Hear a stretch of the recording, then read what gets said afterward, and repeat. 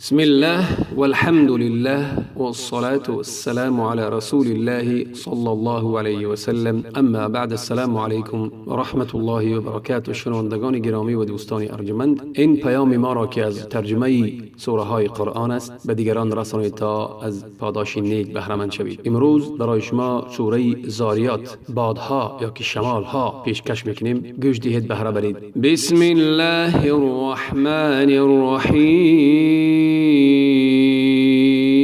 به نام الله بی انداز مهربان و بی نهایت با رحم. والذاریات ذروا، سوگند به بادهایی که با شدت چیزها را پراکنده می کنند. الله به بادها سوگند می خورد. فالحاملات وقرا، پس به ابرهای گرانبار سوگند، ابرهایی که آب را می بردارند. فالجاریات یسرا، و سوگند به کشتی هایی که ساده و آسان در آبهای رودخانه ها و دریاها و اقیانوس ها روان و در حرکتند. فالمقسمات امرا، و سوگند به فرشتگانی که کارها را میان خود برابری فرمان الله تقسیم کرده اند.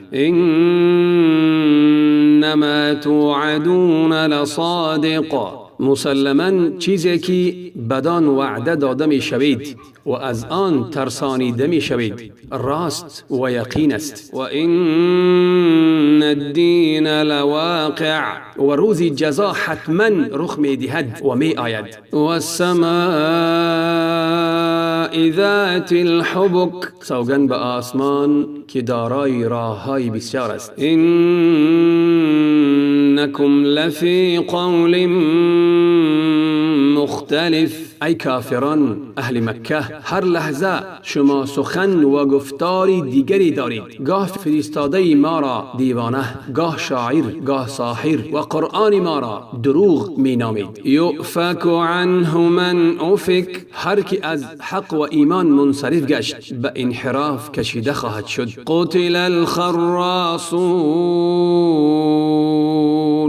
مرگ به دروغ پردازان و دروغگویان. الذین هم فی غمرة ساهون، همان کسانی که در گرداب گمراهی و جهالت غافل و سرگشته اند و راه به جای نمی برند. یسألون ایان یوم الدین، با تمسخر پیوسته می پرسند روز حساب و کتاب و سزا و جزا کی می خواهد آمد. یوم هم علی النار یفتنون، آن روزی است که آنها روی آتش گداخته می شوند و سوزانده می شوند. ذوقوا فتنتکم هذا الذی کنتم به تستعجلون، به آنها گفته می شود بچشید عذاب خود را، این همان چیزی است که در فرارسیدن آن شتاب می ورزیدید. ان المتقین فی جنات و عیون، پرهیزکاران در میان باغهای بهشت و چشمساران خواهند بود. آخذین ما آتاهم ربهم انهم كانوا قبل ذلك محسنین، و آنچه را پروردگارشان به آنان عطا می کند می گیرند، زیرا که آنان پیش از این همواره نکوکار بودند. كانوا قلیلا من اللیل ما یهجعون، اندکی از شب را می خوابیدند و بیشتری شب را نماز می گذاشتند. و بالاسحار هم یستغفرون، و سحرگاهان از الله درخواست آمرزش می کردند. و فی اموالهم حق للسائل السائل والمحروم، در اموالشان و داراییشان حقی است، نیازمند خواهنده و بینوایی درمانده و پرسنده. و فی الارض آیات للموقنین، در زمین دلیلها و نشانه‌های فراوانی است برای کسانی که می‌خواهند به یقین برسند و از روی دلیل الله را بشناسند و آثار قدرت او را ببینند. و فی انفسکم افلا تبصرون، و در خود وجود شما انسانها نشانه‌های روشن و دلیل‌های یقین برای شناختن الله و پی بردن با قدرت او است، مگر نمی‌بینید؟ و فی السماء رزقکم و ما توعدون، در آسمان روزی شما است و نیز چیزهایی که به آن وعده و وعید داده می شوید. فورب السماء والارض انه لحق مثل ما انکم تنطقون، به الله آسمان و زمین سوگند که این مطلب یعنی که رخ دادن رستاخیز، حساب و کتاب، جزا و سزا، بهشت برای دینداران و دوزخ برای بیدینان حق است. درست همان گونه که شما سخن میگویید و سخن گفتن کاملا برایتان محسوس است و درباره آن شک و گمان ندارید. هل اتاک حدیث ضیف ابراهیم المکرمین، آیا خبری مهمانهای بزرگوار ابراهیم علیه السلام به تو رسیده است؟ اذ دخلوا علیه فقالوا سلاما قال سلام قوم منکرون، آنگاه که بر او وارد شدند و گفتند سلام بر تو. ابراهیم علیه السلام در پاسخ گفت سلام بر شما که گروهی ناشناسید. فراغ الی اهله فجاء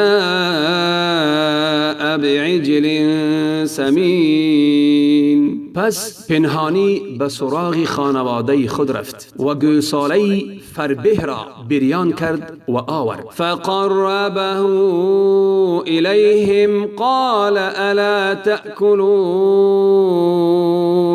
پس غذا را نزد مهمانان گذاشت ولی با تعجب دید دست به سوی غذا نمی برند. گفت چرا نمی خورید؟ فاوجس منهم خیفة قالوا لا تخف وبشروه بغلام علیم، پس از غذا نخوردن مهمانان در دلش احساسی ترس کرد. آنان گفتند نترس، ما فرشتگان اللهیم و او را به نوجوانی دانا مژده دادند برایت فرزند می شود. فاقبلت امرأته فی صرة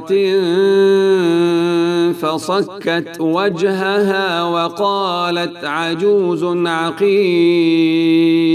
پس همسر ابراهیم علیه السلام سارا با شنیدنی مژده به فرزند فریاد کنان و به چهره خود یا که به پیشانی خود زد و گفت پیرزنی نازا، پیرزنی که نمیزاید، چگونه صاحبی فرزند شود ای اسحاق علیه السلام؟ قالوا كذلك قال ربك انه هو الحکیم العلیم، گفتند پروردگار تو این گونه گفته و البته او حکیم و داناست. قال فما خطبكم ایها المرسلون، ابراهیم گفت پس ای فرشتگان کاری که به دنبال آن آمده اید چیست؟ قالوا انا ارسلنا الى قوم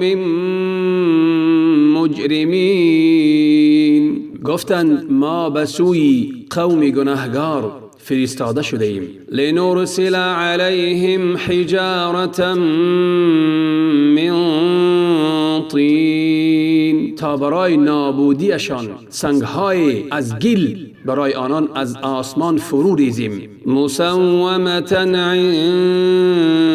ربک للمسرفین، سنگ‌هایی که نزد پروردگارت برای نابودی اسرافکاران نشاندار شده اند. فاخرجنا من كان فيها من المؤمنین، پس هر کی از مؤمنان در آنجا بود بیرون بردیم. فما وجدنا فيها غیر بیت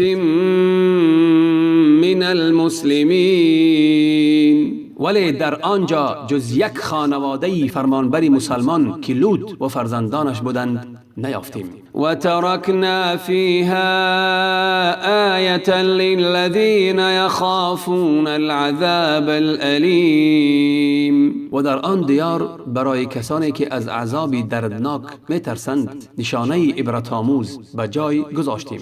و فی موسی اذ ارسلناه الی فرعون بسلطان مبین، و در سرگذشت موسی نیز نشانه‌ای و عبرتی است آنگاه که او را با دلیل روشن و آشکار به سوی فرعون فرستادیم. فتولا برکنه و قال ساحر او مجنون، پس فرعون با تکیه بر قدرت سپاهی داشت روی برگرداند و گفت او یا جادوگر است و یا دیوانه. فاخذناه و جنوده فنبذناهم فی الیم و هو ملیم، پس ما او و سپاهانش را، ای افسرانش را، لشکرش را به قهر گرفتیم و آنان را در دریا افکندیم، در حالی که او به سبب لجاجت و دشمنی سزاواری سرزنش بود. و فی عاد اذ ارسلنا علیهم الریح العقیم، و در سرگذشت قوم عاد نیز نشانه و عبرتی است و پندی است آنگاه که بر آنان بادی نازا و هلاک کننده فرستادیم. ما تذر من شیء اتت علیه الا جعلته كالرمیم، این باد هیچ چیزی را که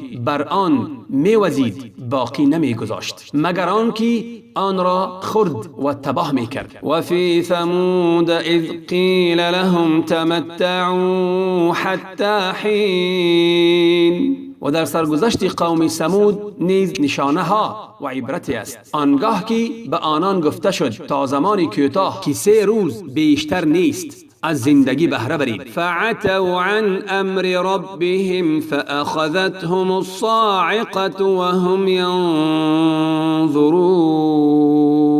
آنان از فرمان پروردگارشان سرباز زدند، پس در حالی که می نگریستند صاعقه آتشین آنان را فرا گرفت و آنان خیره خیره به آن نگاه می کردند و نابودی خیش را می دیدند و قدرت بر دفاع از خیشتن نداشتند. فما استطاعوا من قیام و ما كانوا منتصرین، آنان نتوانستند برخیزند و نتوانستند از کسی یاری بطلبند و خیشتن را کمک کنند. و قوم نوح من قبل انهم كانوا قوما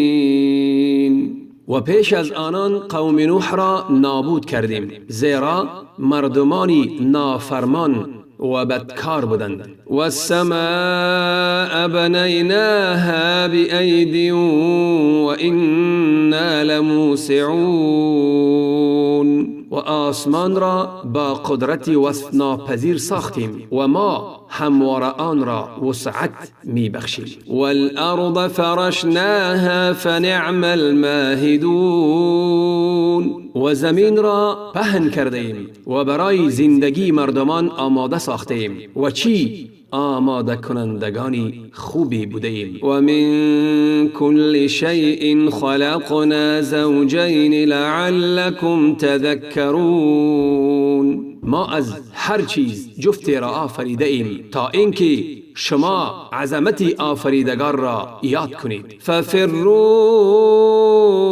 الی الله اینی لکم منه نذیر مبین. و به سوی عبادت الله بشتابید، من بیم دهنده آشکار از سوی او برای شما هستم و پیامبری من با دلیلها و معجزها برای شما روشن است. ولا تجعلوا مع الله الها آخر اینی لکم منه نذیر مبین.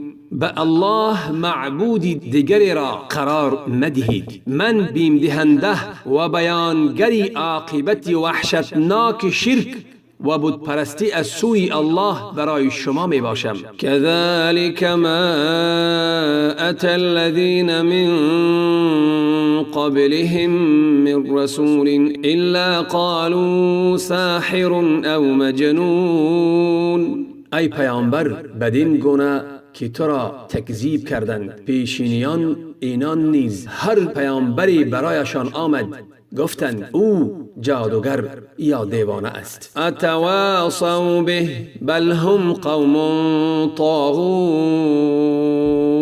مگر همدیگر را به گفتنی چنین سخن سپارش داده اند؟ نه، بلکه آنان مردمان طغیانگرند. فتول عنهم فما انت بملوم. پس از آنان روی بگردان که تو موردی سرزنش نیستی. و ذکر فإن الذکرى تنفع المؤمنین. پند و اندرز بده و یادآوری کن، چرا که پند و اندرز به مؤمنان سود می رساند و کاری می کند که الله را فراموش نکنند و پیوسته بر ایمان و یقینشان بیفزایند. و ما خلقت الجن والانس الا لیعبدون.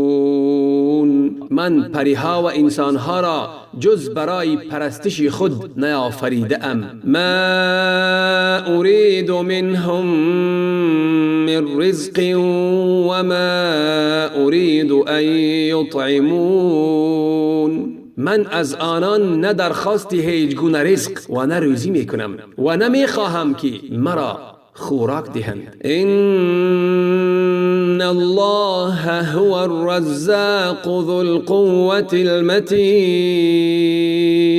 تنها الله روزی رسان و صاحب قدرت و نیرومند و استوار است و بس. فإن للذين ظلموا ذنوبا مثل ذنوب أصحابهم فلا يستعجلون.